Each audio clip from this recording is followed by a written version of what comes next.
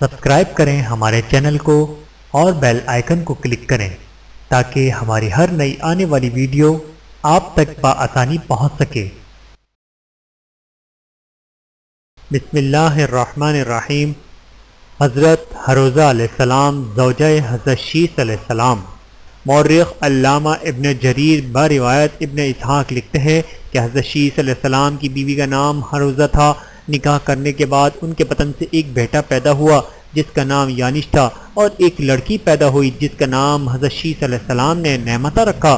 اس وقت حضرت شیث علیہ السلام یانش کی ولادت کے بعد کوئی 807 برس تک زندہ رہے، اور تورات میں آیا ہے کہ انوش یعنی یانش جس سال پیدا ہوئے اس سال حضرت شیث علیہ السلام کی عمر کے 600 سال گزر چکے تھے۔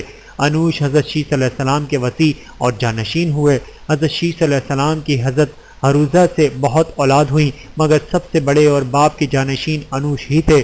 انوش کا نکاح نعمتہ کے ساتھ کر دیا گیا۔ ان سے ایک لڑکا قینان پیدا ہوا۔ اس کے علاوہ اور بھی بہت سی اولاد ہوئیں اور دنیا میں پھیلتی گئیں، لیکن آدم علیہ السلام کے اور بیٹوں کی اولاد روز بروز کم ہوتی گئی اور ان کے نسل مجہول اور منقطع ہوتے گئے۔ 7 اقلیم کے بادشاہ۔ جب حضرت شیث علیہ السلام کی رحلت ہوئی تو ان کی جگہ ان کے بیٹے انوش نے لی اور خلیفہ بنے، اور حضرت شیث علیہ السلام نے انہیں نیکی اور عدل و انصاف کی قیامت کی وصیت میں فرمائی تھی۔ انوش کے بعد قینان یا قینس، پھر ان کے بیٹے تہلاییل یا بہلاییل کے متعلق فارس کے اجمی لوگ کہتے ہیں کہ وہ 7 اقلیم کے بادشاہ تھے۔ ہلاییل ہی وہ پہلا شخص ہے جس نے درخت کاٹے، شہروں کی بنیادیں ڈالی اور بلند قلعے تعمیر کیے۔ شہروں کی بنیاد کیا جاتا ہے کہ بابل شہر انہی کا بسایا ہوا ہے۔ اس طرح سقفہ کے شہر کی بنیاد بھی انہوں نے ہی ڈالی تھی۔ انہوں نے ہی ابلیس اور اس کے لشکر پر سختی فرمائی تھی اور انہیں زمین کے اطراف پہاڑی وردوں میں باہر بھگایا دیا تھا، اور بہت سارے باغی اور کافر جن ان کے ہاتھوں موت کے گھاٹ اترے۔ ان کے سر پر ایک تاج ہوتا تھا اور وہ لوگوں کو خطاب کرتے تھے۔ ان کی حکومت 40 سال تک قائم رہی۔ مہاییل کے بعد ہفت اقلیم کی بادشاہت و خلافت کے ان کے بڑے بیٹے میرت کے ہاتھ آئی۔ جب ان کی وفات کا وقت قریب آیا تو انہوں نے اپنے بیٹے اخنو کی عصیت فرمائی اور حکومت ان کی سپرد کر دی۔ حضرت اخنو حضرت ادریس علیہ السلام کے نام سے مشہور ہوئے۔ بحوالہ قصص الانبیاء۔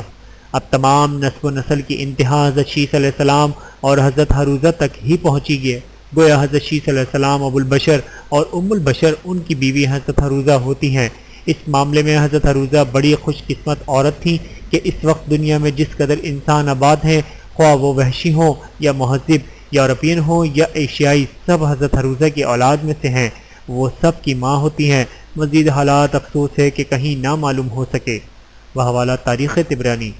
اللہ تعالیٰ کی ان پر کروڑوں رحمتیں نازل ہوں، آمین ثم آمین۔ ویڈیو دیکھنے کا بہت شکریہ۔ مزید ویڈیوز دیکھنے کے لیے ہمارے چینل کو سبسکرائب کریں۔ اگر ویڈیو پسند آئے تو لائک کریں۔ اچھی بات کو دوسروں تک پہنچانا صدقہ جاریہ ہے۔ جزاکم اللہ خیرا کثیرا۔ اپنا اور اپنے پیاروں کا بہت زیادہ خیال رکھیے گا اور مجھے دعاؤں میں یاد رکھیے گا۔ Take care. اللہ حافظ۔